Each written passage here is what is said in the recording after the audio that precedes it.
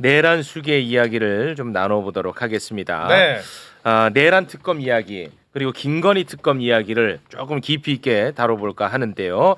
이 부분에 대해서는 대한민국 검사 출신 최고의 정치인 두 분과 함께 하도록 하겠습니다.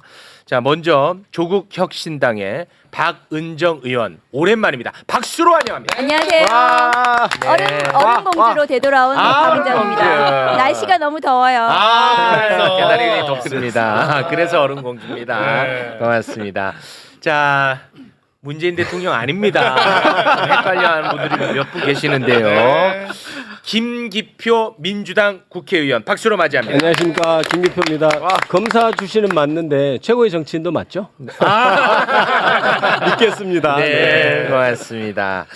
자, 본격적인 이야기에 들어가기 앞서서 요거 하나만 좀 다루도록 하겠습니다. 윤석열이 만행이 네. 추가로 조금 더 드러난 게 있어요.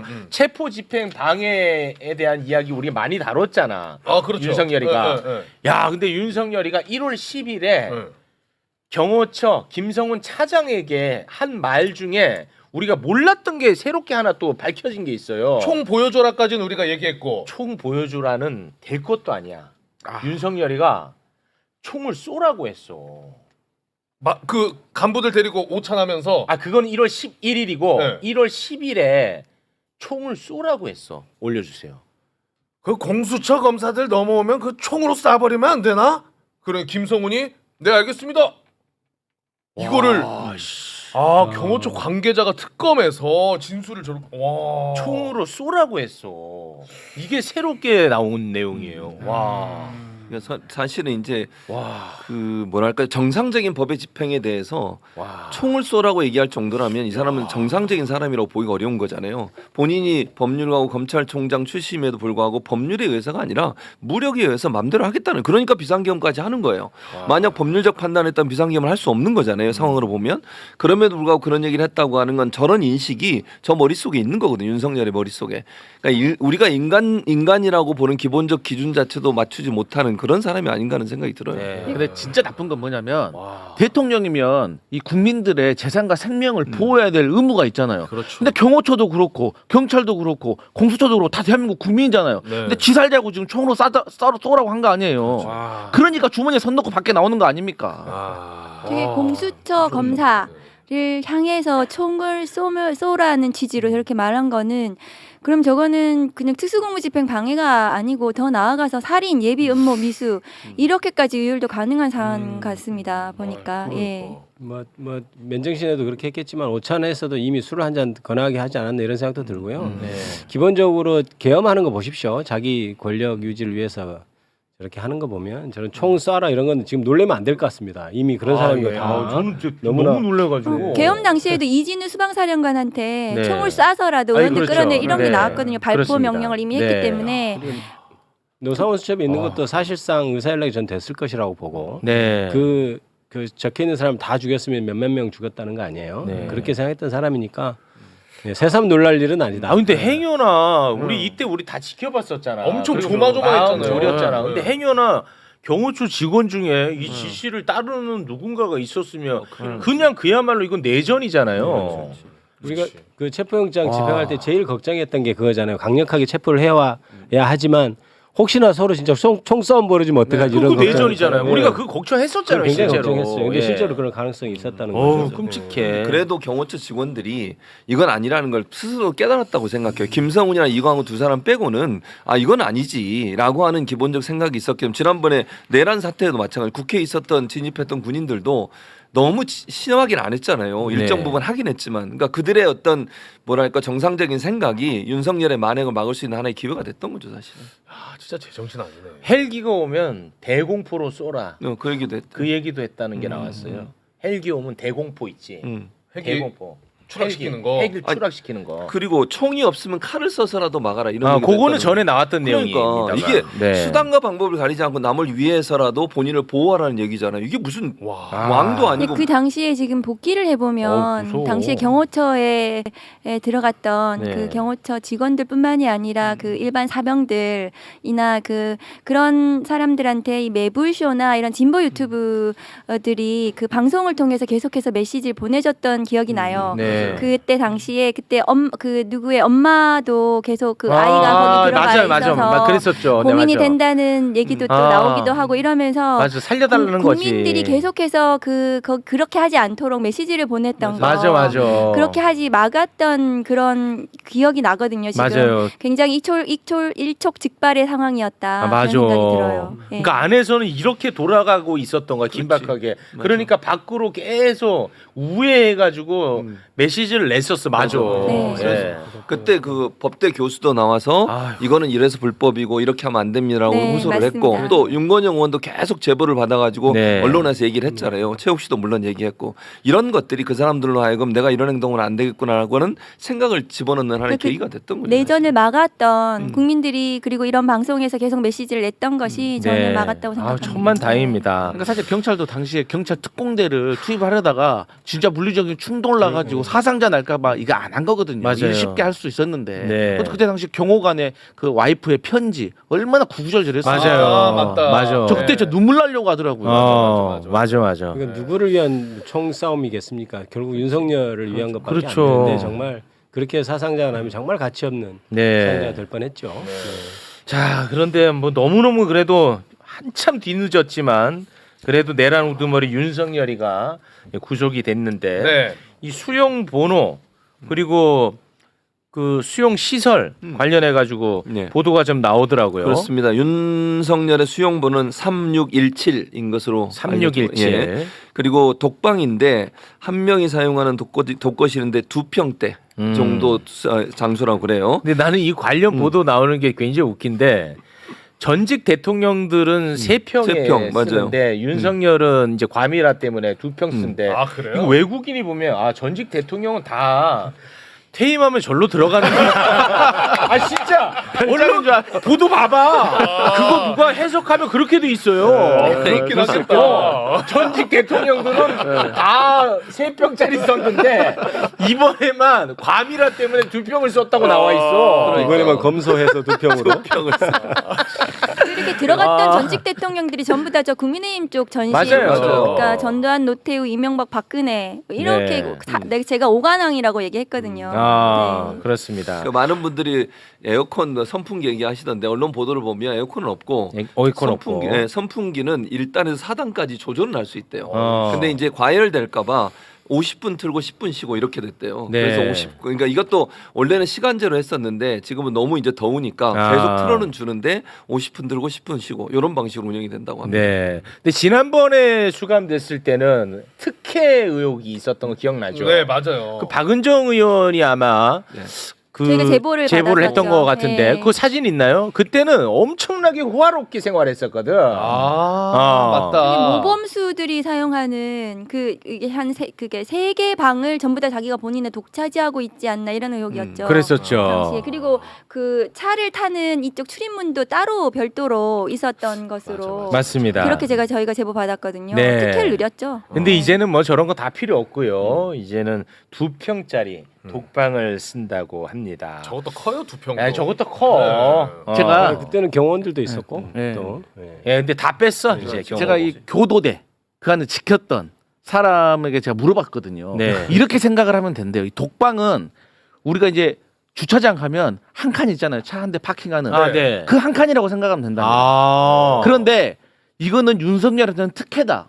왜? 유인태 사무총장이나 박지원이 말했듯이 보통 그 주차장 한 칸에서 남자 5명이서 자기 때문에 일반 수용자들은 그래. 쪽잠을 잔다는 과밀 거예요. 수용이 지금 과밀 수용. 심각하거든요. 아, 심각하구나. 그러니까 윤석열한테는 이게 특혜라니까요. 어. 그리고 첫날도 새벽 2시에 영장 떨어졌잖아요. 네. 그러면 사실 영장 떨어지기 전에 사동 안에 들어가 가지고 거기서 대기해야 돼요. 그런데 거기서 대기 안 했잖아요. 그리고 다음 날 아주 중요한 행사가 있습니다. 뭐냐? 신체 검사. 근데 신체 검사도 안 받고 바로 변호사 접견했다는 거 아닙니까? 아, 그래요? 변호사 접견하는데 들어보면 에어컨이 있다는 거예요. 그렇지. 그래서 소위 말해서 우리가 집사 변호사들, 그래도 일부러 거기서 쉬는 사람도 있거든요.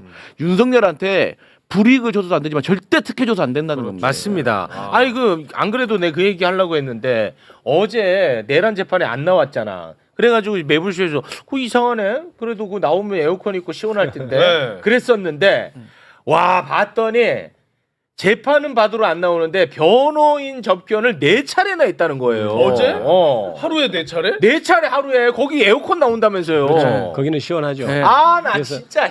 그래서 되나? 아침부터 접견 시작할 때부터 늦게까지 계속해서 변호인이 붙어있는 이른바 집사 변호사라고 네. 하는 사람들이 붙어있는 경우들이 간혹 있습니다.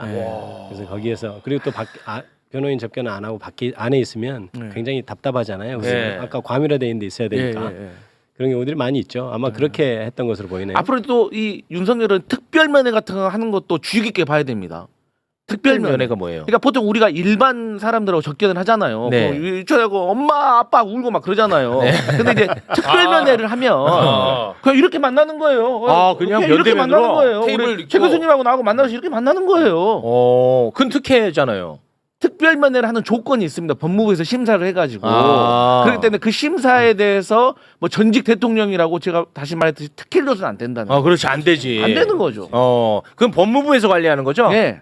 이거 도정시설 자체가 다 법무부에서 일부 하는 이제 거예요. 특별 접견을 허용하는 경우가 있는데요. 네. 그래도 그것은 약간 아까 얘기했듯이 이제 이렇게 유리만 네. 사이에 두지 않았을 뿐 이렇게 직접 볼 수 있는데 그래도 교도관 입회해서 다 이제 녹음도 하고 적고 그렇게는 하죠. 네. 그런 요건이 몇 개 있습니다. 특별 접견해주는. 근데 저 구속된 날 원래는 이제 조특검이 원래 저희는 검사들이 구속하면 직구속하면은 그날 부르거든요. 네. 그러니까 구속한 이후에 신경 변화라든가 뭐 진술을 제대로 할 건지 이런 게 조금 달라질 수 있기 때문에 불러야 되는데 재판이 있기 때문에 아마 안 부르신 것 같아요. 예, 어제. 그러니까 재판에도 안 나가고 혼자 에어컨 바람 쐬면서 변호인들하고 무슨 얘기했는지 예. 그 있었다는 거는 좀 또 화가 나죠. 그거 화가 그거는. 납니다. 네. 그리고 이제 오늘 오후 2시 내란 특검이 윤석열 불렀거든요.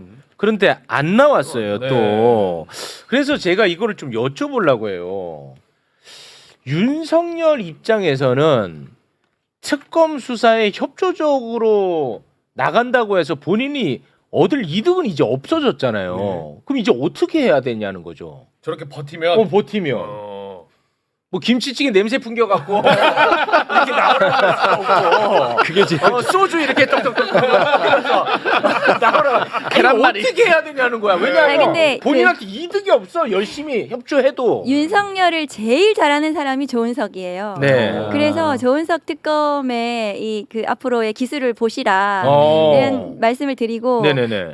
일단 이제 그 구속된 피의자 그가 출석을 안 하면 소환에 응하지 않으면 체포영장을 또 합니다. 그 구치소에 대해서 구치소에 있는 사람을 끌어내려면 체포영장을 또 하거든요. 그렇게 이제 강제로 또 소환을 할 것인지 아니면 좀 구슬러 가지고 뭐 김치찌개 냄새든 뭐든 할 건지 이 윤석열 입장에서는 지금 머리를 굴려야 돼요. 본인이 협조를 해서 조금이라도 범죄 사실을 좀 어떻게 조금 정리를 해줄 것인지 그런 거를 이제 밀당을 하겠죠. 특검하고. 아니 근데 그래서 의원님 봐봐요. 아니 우리 솔직히 냉정해지자 이거야. 윤석열은 어차피 사형 아닌 무기징역이야. 그렇죠. 그리고 그 전까지는 내가 구속될지 말지가 있었지만 이제는 또 구속도 돼 있고 사형 아닌 무기징역인데 내가 협조해서 얻을 이득은 그러니까 없잖아요. 일단 특검의 그 김치찌개 냄새 그건 제가 빨리 얘기를 해드리겠고. 근데 사실은 원래는 구속영장이란 게 네. 그걸 이렇게 끌어오는 권능도 있는데 실무상으로는 구속영장으로 끌어오진 않고 교도소에 약간 협조를 안 해주는 면이 있어서 체포영장을 보통 우리 박은정 의원께서 다시 하죠. 말씀하신 대로 예. 다시 하는데요. 체포. 그런데 말씀하신 대로 윤석열 입장에서는 지금 특검에 협조할 이유가 없다고 생각할 겁니다. 그럴 것 왜냐하면 같아요. 영장 그 신문 과정에서 이건 정치적이다, 네. 과도하다 이런 얘기를 했잖아요. 그러면 특검에서는 나를 어떻게든 뭐 잘해줄 리는 없다고 생각한다면 본인이 재판을 오히려 대비를 할 것 같습니다. 그러니까 아예 어떻게든 체포영장으로 끌려간다 하더라도 진술을 거부해버린다든지 아예 협조를 안 하고 네. 난 재판 가서 승부를 보겠다 이렇게 생각할 텐데 의미 없는 일이죠. 다 증거들도 다 있고 뭐 사형 무기징역. 그럼 내란 특검 수사에 조금 제동이 걸리거나 그럴 일은 없는 건가요? 보이진 아, 않습니다. 그런 건 내란 아니에요? 특검에서는 이제 원칙대로 쭉 절차에 따라서 할 거고, 그러니까 피의자를 조사하냐 안 하냐 이게 크게 영향을 주지는 그렇지는 않을 않아요. 것 같습니다. 그렇지만 그래도 또 지금 그 피의자 조사를 하는 게 수사의 완결성 이런 것들을 봤을 때 필요하기 때문에 어떻게든 좀 협조를 하도록 그 여러 가지 시도는 해볼 것 같습니다. 원래 피의자 조사라는 게 검찰에서는 수사를 다 증거를 이렇게 다 수집하고 그 마지막에 피의자를 불러서 자 우리는 이렇게 증거가 수집됐는데 너희 입장이 뭐냐라고 물어보는 거거든요. 사실상 어떻게 보면 변명할 기회를 또 주는 것이기도 해요. 그러니까 굳이 출석을 안 하고 협조를 안 하면 그래 그러면 너한테 변명할 기회를 주지 않겠다 하고 바로 수집된 증거를 가지고 네. 기소를 할 수 있는 거죠. 아. 그러니까 특검 입장에서는 원래는 자백을 해도 보강 증거가 있어야 기소를 하는 게 형사소송법상의 원칙입니다. 네. 그러니까 굳이 그쪽에서 진술을 안 하더라도 다른 증거들만 충분하면 수사를 진행하는 데는 아무 문제가 없죠. 네. 그렇게 생각하시면 될 것 같아요. 하나 이제 또 윤 피의자 입장에서는 그동안 수사된 게 조사된 게 뭐가 있는지 아 궁금해할 수 있군요. 궁금하고 피의자 신문을 할 때 그걸 묻거든요. 누구의 진술에 의하면 이렇게 하는데 어떻게 어떤가요? 이런 거를 그리고 어떤 증거에 따르면 이런데 맞는가요? 이런 걸 물어보면 증거 파악이 돼요. 조사를 하는 과정에서 그걸 위해서 좀 한 번 정도는 그럴 수 파악하러 있겠네. 나올 수 있지 않을까 싶은데 요새는 또 수사 기술이 또 발전해서 그런 거 안 묻고 또 그냥 신문을 하는 검사들도 있어요. 그게 이제 드러날까봐 이렇게 여러 가지 서로 간에 그 어쨌든 그 기싸움 그리고 조사 기술 이런 것들이 좀 필요한 상황이다. 아니 그 지들이 했던 방식대로 연어 술 파티 좀 해주고 나올 때마다 오히려 그럼 그 맛이 계속 나올 거 아니야. 지들이 하던 방식대로. 좋은 아이디어네. 유전에도 거기서 조사 받다가 예를 들어서 김성훈 같은 사람들이 재수의 딜레마에 빠져 있잖아요. 그럼 걔네들이 했던 말에 대해서 막 들려주면 시간에서 빡쳐가지고 아니야 그거 그놈이 한 게 아니라 그놈이 먼저 한 거야라고 볼 수가 있거든. 자기도 모르게 흥분해가지고. 그렇지 이관계 좋다. 그렇죠. 예. 내란 특검 메시지가 계속 나오고 있는 게 불출석 이유가 이제 건강상 이유 들었는데 조은석 특검은 바로 구치소에 공문 보냈어요. 이 새끼 아픈지 확인해봐. 바로 공문 보냈어요 지금. 바로 공문 건강 보냅니다. 체크해봐라. 네. 네. 아니 그 어떻게 변호사들을 그렇게 잘 만나? 그때는 건강해 어떻게? 그러니까요. 앞뒤도 안 맞지. 네. 알겠습니다. 자 윤석열이가 일단은 감옥에 들어갔고 다음 구속될 사람은 한덕수하고 이상민 같아. 내가 볼 땐 그렇습니다. 먼저 한덕수 얘기부터 한번 해보겠습니다. 네. 계엄 선포문을 받은 줄도 몰랐다는 입장이었죠. 그렇죠. 그 정말 시대에 없어 보이는 그 장면 다시 한번 보고 오겠습니다. 비상계엄 선포문입니다. 보신 적은 있으십니까? 네, 이거를 저 비상계엄이 선포되는 당시에는 제가 전혀 인지를 하지 못했고요. 예. 비상계엄 그 국무회의, 해제 국무회의를 마치고 사무실로 출근을 해서 예. 제 양복 뒷주머니에 있는 것을 알았습니다. 비상계엄 선포문을 어떻게 소작이 됐는지 그 경위가 전혀 기억이 나지 않습니까? 그 접어서 주머니에 넣은 것으로 진술하시던데. 네, 소지 경위는 전혀 기억이 나지 않습니다. 그 자리에서 받지 않았으면 그 받을 수 없는 문건 아니겠습니까? 예, 그러나 언제 어떻게 그걸 받았는지는 정말 기억이 없습니다. 자 그런데 대접견실 CCTV가 나왔습니다. 네. CCTV를 봤더니 한덕수는 문건 수집가로 밝혀졌습니다. 콜렉터. 거기 있는 모든 문건을 다 나갔거든. 한덕수가 다 챙긴 거야. 어우 여기도 문건 있네. 진짜로. 거기 있는 문건을 다 챙겼어. 그래서 다 챙긴 다음에 행여 하나 못 본 애들이 있을까봐 야 일로 와봐 너 이거 못 봤지? 다 돌려봤다는 거야. 야 너 일로 와 임마 너 이거 못 봤지? 야 이렇게. 그 CCTV 다 나왔다. CCTV 다 나왔는데 재밌는 거는 내란 특검이 이 CCTV를 한덕수 노인한테 다 보여준 거야. 불렀을 때. 야, 이거 봐라. 이거 봐봐요. 와, 말이랑 되게 달라요. 야, 이거 되게 재밌지 않나요? 저 누구랑 닮았죠? 보여준 거야. 그러니까 한덕수가 그제서야 네. 이건 뭐 방법이 없잖아. 자기가 TV에 나오는데. 그래서 이제서야 진술을 바꿉니다. 특검에서 예, 바꾼 진술을 한번 소개해 주세요. 가지고 나온 문서들 중 나머지 서류들은 필요 없어서 버렸고 계엄 선포문 2장 중 1장은 강희구 부속실장한테 줬다. 예, 맞습니다. 제가 가지고 나온 거 맞습니다. 한덕수는 뭐 어떻게 아니, 법리적으로 뭐 중간에 쓰러졌다는 얘기는 없던가요? 놀래가지고. 근데 저는 이번 내란 사태를 보면서 이른바 고위직에 있다고 하는 사람들이 저렇게 말도 안 되는 거짓말을 비루해. 표정 하나 안 변하고 저렇게 할 수 있다니 이런 생각했고 저게 분명히 거짓말인데 저걸 어떻게 입증하지? 다 입을 맞춰서 거짓말하면 이런 걱정을 했었는데 저렇게 CCTV가 네. 나왔잖아요. 근데 저 그 CCTV를 이렇게 확보했을 때 그 한덕수가 이렇게 봤을 때 그 느낌이 어땠을까? 아. 그래서 이번에 피의자로도 입건이 공범으로도 입건이 돼 있다는 건 아닙니까? 예, 저는 맞아요. 한덕수 총리 같은 경우는 구속을 면할 수 없다 이렇게 생각을 합니다. 구속 사유에 딱 네, 저는 떨어집니까? 구속이 된다고 아우, 보고 아우, 대단한 그리고 것 실제로 그 다음에 하는 변명들이 처음에 거짓말을 해놨기 때문에 아무리 다른 말을 하더라도 저 말을 믿을 수 없게 된 거죠. 그렇죠. 강의구 구속시사인데 2장 중에 1장 줬다 이런 말 하는 것을 어. 앞에 아예 거짓말 안 하고 진짜 착하게 말한 사람이었으면 저 말도 혹시 사실일까 해볼 수 있지만 네. 완전 새빨간 거짓말했잖아요. 아, 네. 그럼 저 변명 역시 믿을 수 없다 이렇게 보면 당연히 저는 구속될 수 있다고 구속될 거라고 봅니다. 구속 사유가 네. 된다는 그러니까 말씀이죠. 이제 사후 계엄 선포문을 허위로 작성하고 폐기한 이게 이제 공범으로 적시가 되어 있고 네. 그리고 나아가서 이제 내란국조하고 헌법재판소에 나온 저 부분이 위증이 될 수 있는 거죠. 그렇죠. 그러니까 위증 범죄 사실까지 합해서 네. 영장이 당연히 청구가 될 거라고 생각하고요. 네. 그 외에도 뭐 재판관을 미임명했다라든가 특검법을 거부했다라든가 그다음에 이완규 또 법제처장을 재판관으로 지명했다라든가 이런 모든 것들이 추가로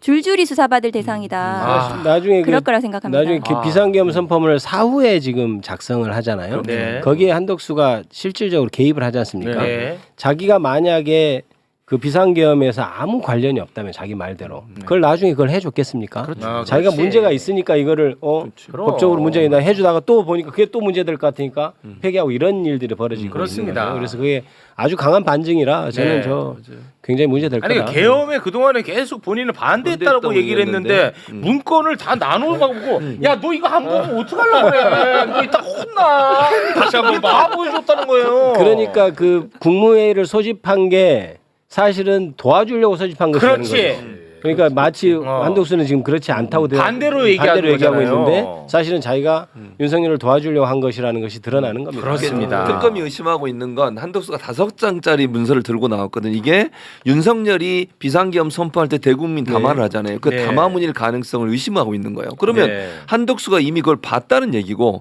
그걸 또 다른 국무위원들까지 나눠줬을 가능성까지도 배제할 수 없기 때문에 본인이 몰랐다거나 말렸다고 하는 것은 거짓말에 가까운 거죠. 그렇죠. 자 그리고 이제 또 구속 목전에 있는 사람이 이제 이상민. 사실 이상민은 윤석열의 최측근입니다. 네. 자 이상민은 계엄 당일 밤에 허석권 소방청장에게 전화해서 언론사 단전 단수를 실제 지시를 한 사람이에요. 네. 그런데도 불구하고 이상민은 뭐 문건을 받아보지 않았다. 저기 있는 거 이렇게 한번 봤다. 단전 아우 내가 어렵게 봤다 이런 입장이었거든요. 네. 그 정말 비루했던 입장 일단 영상으로 다시 한번 보겠습니다. 대통령 또는 국방부 장관으로부터 비상계엄과 관련된 어떤 지시사항이 기재된 쪽지 받으신 적 있으십니까? 전혀 없습니다. 대통령실에서 종이 쪽지 몇 개를 좀 멀리서 이렇게 본 게 있습니다. 그런데 그 쪽지 중에는 소방청 단전 단수 이런 내용이 적혀져 있었습니다. 짧게 한 1, 2분 머물 때 잠깐 얼핏 보게 된 건데요. 자 이렇게 얘기했죠. 네. 그런데 대접견실 CCTV가 여기서 또 등장을 하는데요. CCTV 꿀맛이다 진짜. 대접견실에 사람들 다 나갔는데 국무위원들. 다 나갔어. 왜냐면 거기 국무회의실이 아니에요. 네. 대접견실.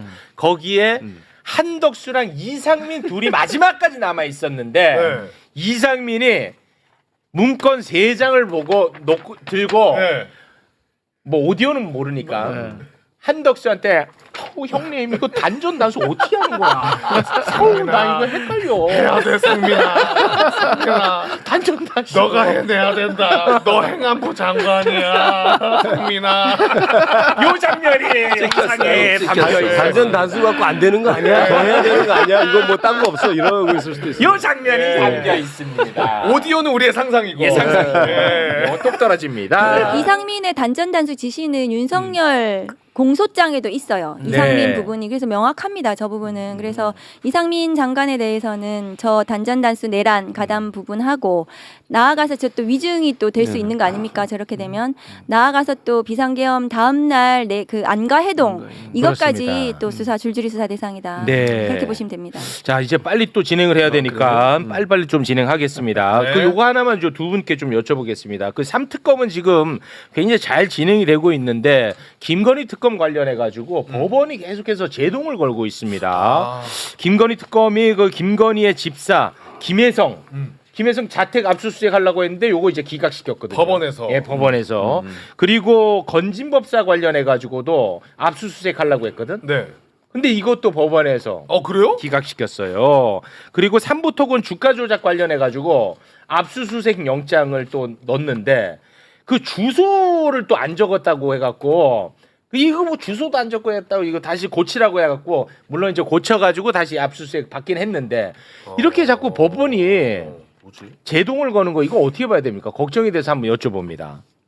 김건희 특검에서 지금 김혜성을 짚은 것은 굉장히 정확하게 잘 짚은 거예요. 잘 짚었어요. 네, 집사라고 하잖아요. 예. 김건희와 김혜성은 2010년도부터 누나 동생 하는 이런 관계였고 그동안 김건희 일가와 관련해서 그 비위와 관련해서 굉장히 직접적인 밀접한 관계가 있으면서 최근에 이제 그 뭐 코바나 컨텐츠 후원 관련해서 그 특검에서 영장을 하면서 그 이 김혜성이 김건희와 그동안 어떻게 그 관련성이 있었는지 이거를 네. 적시를 해서 영장했는데 그 법원에서 영장을 기각한 사유가 이해가 되지 않아요. 왜냐하면 김혜성 회사에서 코바나 컨텐츠 후원을 했습니다. 네. 2016년, 17년, 19년에 걸쳐서 했기 때문에 공소시효도 다 남아 있어요. 그 뇌물성이 있거든요. 뇌물인 부분. 그 다음에 대통령의 지위를 이용해서 사적 이익을 취득한 거 김건희가 이게 또 김혜성하고 관계가 되어 있어서 제가 이제 저수지라는 표현을 했거든요. 네. 그래서 이런 게 다 김건희 특검법에 적시되어 있는 부분에 대해서 영장을 청구했는데 맞아요. 기각이 된 것은 이해가 되지 않아요. 예. 그래서 이것은 김혜성이 지금 그 키다. 네. 그러니까 김건희 특검에서 지금 가장 주력하는 것은 그 김건희의 범죄 수익입니다. 그렇죠. 저수지를 찾아야 돼요. 이 돈이 맞습니다. 어마어마할 거 아닙니까? 이 범죄 수익이. 어마어마하겠죠. 거기를 찾아야 되면 김혜성을 뚫어야 된다고 저는 생각을 합니다. 네. 그래서 그 앞으로 이 수사가 이 초기에 이렇게 된 것은 안타까운데 빨리 이게 제대로 그 질처가 진행됐으면 좋겠습니다. 네. 원래 압수수색 영장이라는 것은 이제 입증의 정도가 이른바 소명이라고 합니다. 소명, 뭐 입증 이렇게 되는데 소명은 어느 정도 그럴 개연성이 있다. 이 정도면 입증이 됐다고 보는 것이거든요. 네. 그래서 압수수색 영장 발부 여건은 소명인데 아마 법원은 이렇게 모른 척하고 이렇게 해서 그건 김혜성이지 김건희하고 무슨 관련이 있어 아마 이런 맞아요. 판결이 그렇게 됐을 것 갖고 같아요. 안 준 거예요. 그런데 네. 그러면 이미 김건희하고의 연결성을 지었다면 그건 확증이 된 거죠. 입증이 된 거죠. 소명까지도 넘어서서 네. 그거 입증으로 가기 위해서 하는 수사로 압수영장을 달라고 하는 것인데 네. 법원에서는 그 이미 증거가 다 조사된 것까지를 그 정도를 요구하고 있는 것이거든요. 그러니까 굉장히 부당하다. 그동안 압수영장을 내온 관행에도 부당하고 실제 법리에도 부당한 것이다. 네. 그러니까 그건 잘못됐다. 그다음에 아무리 그런 핑계를 대서라도 기각을 했다 하더라도 오늘 보니까 카카오 모빌리티인가요? 네. 거기서 대통령실에서 그걸 조사를 했다는 그 그걸 네. 얘기했다는 그거 게 제가 있죠. 정리 한번 하고 네, 가겠어요. 네, 그럴까요? 그러면. 예, 예. 네. 그분 말씀하시고 제가 더 얘기하죠. 네, 좋습니다. 자, 윤석열 정부 시절에 이제 현안이 있었던 대기업으로 구성된 사모펀드가 김예성의 부실 렌터카 업체에 184억 원 투자한 거. 네. 이제는 다 이제 정리가 됐죠. 그렇죠. 그건 네. 정리됐죠. 근데 이제 김예성이가 46억 갖고 튀었다. 여기까지 정리가 됐죠. 네. 와, 그런데 야, 이거 이상해요. 184억 원이 투자가 됐잖아. 근데 그 중에 92억 원이 외부 용역비로 빠져나간 정황이 있어요. 외부 용역비? 92억. 아까 그 저수지가 중요하다고 했잖아. 네. 이 92억 어디로 갔는지 보면 이 김건희 냄새 저는 많이 날 거라고 보는데요. 왜 그러냐? IMS 모빌리티, 그러니까 렌터카 업체 여기에서 그동안에 용역비, 외부 용역비로 쓴 내역을 잠깐 좀 보겠습니다. 네. 2021년에는 2억 원밖에 안 썼어. 2022년에는 0원이에요. 와. 그런데 183억 원을 투자받은 해가 2023년이거든. 근데 저 때만 92억이야. 그러니까 외부로 나갔지. 92억. 맞아요. 이거 어디로 갔겠냐. 그렇지. 아, 김건희 아니겠느냐. 저는 살짝 의심을 해보는데요. 이것과 관련해서 이런 짓들, 이상한 짓들, 이것과 관련해서 윤석열 정부 시절에 네. 와, 이미 다 알고 있었어.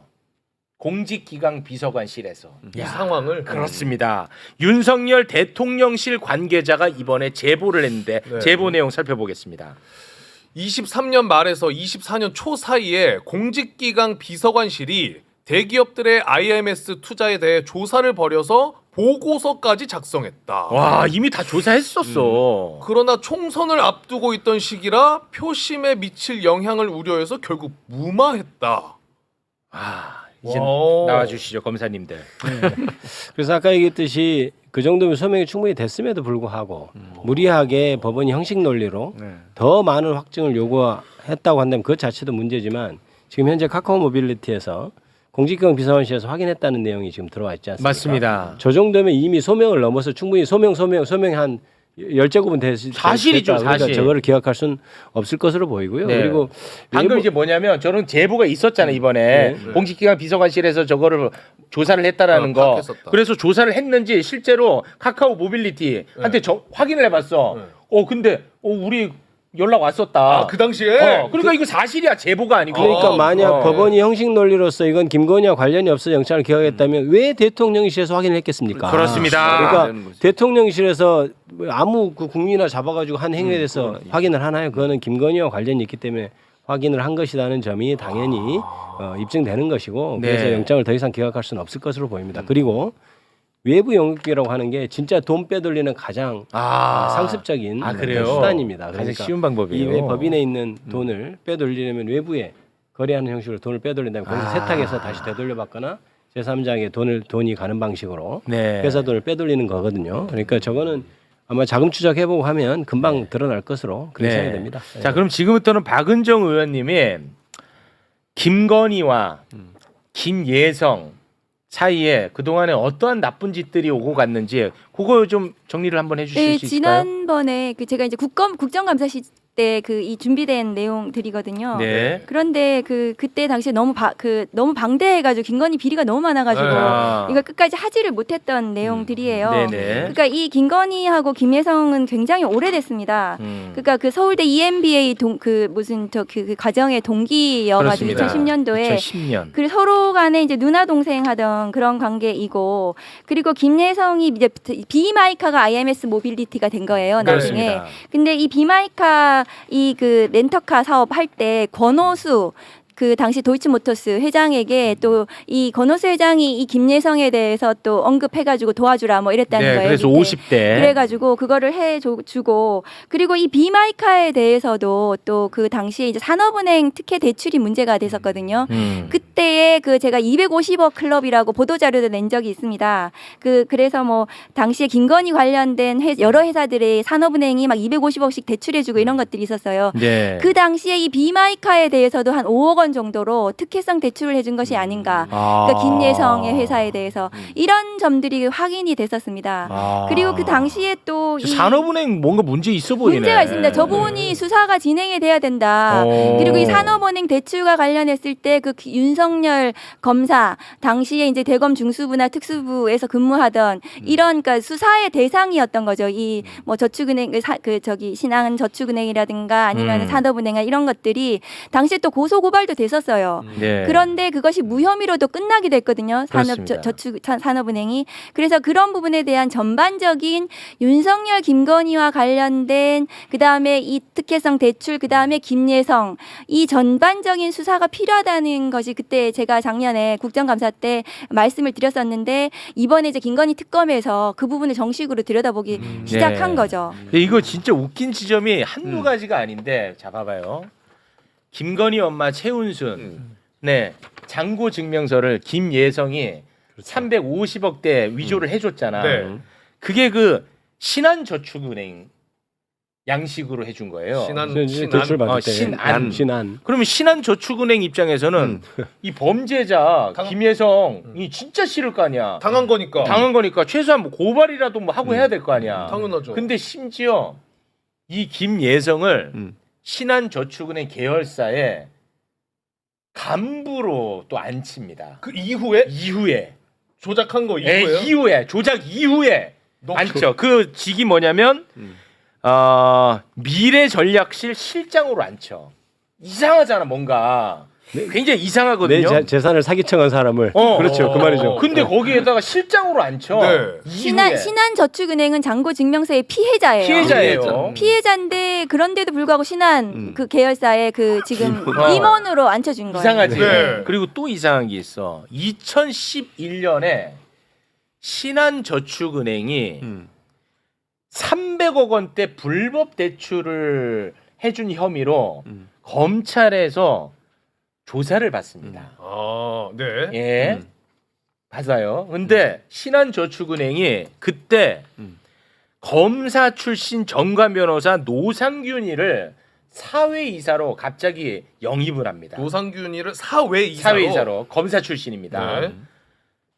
근데 그때 윤석열이가 이거를 수사를 했던 것 같아.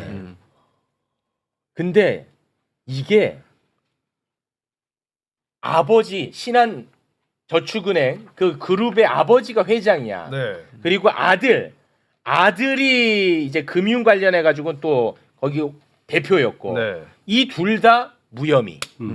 둘 다 무혐의. 당시 윤석열 대검 중수 1과장이었어요. 대검 중수 그러니까 고발 당시에는 중수 1과장이었고 무혐의일 때는 이제 중앙 특수 1부장이었는데 사실은 그게 굉장히 의심스럽죠. 의심스러워. 사실. 이게 뭔가가 있어. 그리고 당시 윤석열 중수일과장 특수일부장은 그러니까 그 임지에 관계없이 그 이른바 윤석열 사단이라고 하는 데가 이미 그때부터 형성돼 있거든요. 그러니까 그쪽 영향력이 굉장히 큰 사람이었어요. 그러니까 특수일부장으로 와도 중수일과 수사에 영향을 충분히 미칠 수 있는 사람이라고 봐야 되거든요. 그리고 이 사람이 이 김여성인가요? 코바나 콘텐츠부터 지금 쭉 이어진 어떤 비리의 어떤 몸체 같은 사람인데 실제로 대통령 선거 때도 후원도 하고 취임식도 참석했다는 것으로 알려져 있지 않습니까? 그러니까 대통령실에서 확인했을 때는 이미 다 12살을 알고 있는 겁니다. 김건희 씨와. 근데 이제 신한저축은행이 중수 1과에서 수사를 했는지 아니면 중수 2과에서 수사를 했는지 모르겠지만 지금 김기표 의원 말씀하신 대로 중수부는 같이 이렇게 다 같이 하는 되기 때문에 영향을 서로 미칠 수가 있었다. 그래서 이 부분도 사실은 들여다봐야 돼요. 네. 신한이 아니라 신한입니다. 신한. 근데 이거 진짜 냄새가 풀풀 난단 말이야. 너무 이상한데.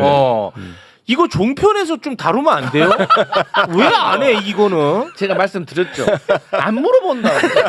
물어봐야 대답하지. 이걸 안 물어보는데 갑자기 제가 마이크 잡고 얘기하면 PD 입장에서 어떡하겠어? 짠나. 아니라니까. 개편. 나만 개편되어 있다. 왜 국민 눈치를 안 보고 PD 눈치를 봐? 제가 대통령입니까? 저도 대한민국 국민의 피해자예요. 근데 이 노상균 씨가 검사 출신 변호사 노상균 특수부 출신이네. 맞아요. 그러니까 윤석열 선배네. 그러니까 이 커넥션이 있어. 선배인지는 모르겠는데 선배 맞아요? 아마 선배일 겁니다. 다행입니다. 또 선배 아니면 망신당할 뻔했네. 아니 이 노상균이가 부산저축은행 사건도 했더라고. 그 부산저축은행 윤석열이가 했거든. 그때는 변호사로 노상균이가 검사로 했는지 변호사로 했는지 내가 그건 아직 공부가 좀 덜 돼 있어. 이게 정확 자료 찾기가 좀 어렵더라고. 관련이 있더라고 아무튼. 그런데 아까도 말씀드렸듯이 윤석열은 이미 그때부터 그 굉장히 특수부 검사들한테 영향력이 커요. 그래서 영향을 굉장히 강하게 미칠 수 있는 위치에 있었기 때문에 충분히 가능한 얘기입니다. 근데 김건희 특검에서 이번에 그 김건희의 이 사적 이익 취득 이 전반적인 부분에 대해서 지금 들여다보고 김혜성을 시작으로 이제 하겠다는 거고 분명히 코바나 콘텐츠 그 협찬은 윤석열 검사 총장 이 당시에 그 이후원이 뇌물성이지 않나 이런 부분들이 의심이 되는 거고 김건희 특검법 수사 대상이고 그리고 또 그 특검법 그 보면은 인지 사건도 되거든요. 관련한 인지 사건도 당연히 수사 대상이기 때문에 당연히 특검법 대상이어서 영장이 나와야 된다. 그래서 이 김건희 특검에서 김건희와 김건희 일가에 대한 그리고 주변에 대한 전체적인 범죄 전체를 구조를 좀 밝히고 저수지를 찾아서 범죄 수익을 환수하는 이게 김건희 특검법의 목표가 돼야 될 거라고 생각합니다. 근데 지금 김혜성은 이제 도망갔잖아요. 근데 이 렌터카 업체에 김혜성하고 동업했던 대표 조모 대표가 있어요. 네. 이 사람은 지금 대표야. 근데 이 사람이 지금 언론 플레이를 어마어마하게 많이 하고 있어요. 어떤 식으로 하고 있냐? 김예성하고 김건희는 사이가 틀어졌다. 이걸 계속 풍기고 있습니다. 여러분 그런 거에 행여나 현혹될까봐 말씀을 드리는 겁니다. 그거 현혹되면 안 됩니다. 예, 그거는 의미 없는 정보야. 사실대로 얘기해도 틀어져서 김건희한테 불리한 진술을 한다 이런 프레임을 만들려고 미리부터 다 틀어졌지만 이런 얘기를 흘리고 있을 수 있습니다. 아니, 그러니까 틀어졌으면 도망 뭐 외국을 나갈 이유가 없겠죠. 그러네. 나와서 이제 폭로해야지, 나와서 다 틀어지면. 폭로해야죠. 그러면. 아니 그러니까 예. 틀어졌든 안 틀어졌든 뭐 관심이 없어요 나는.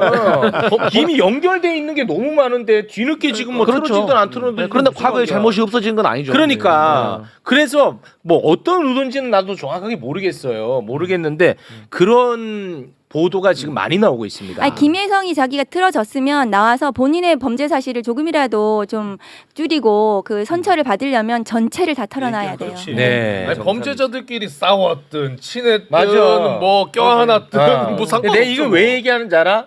아마 종편에서는 이 틀어진 얘기만 계속할 거야. 맞죠? 이분이 MBN 취재 결과 나 지금 김건희하고 틀어졌어.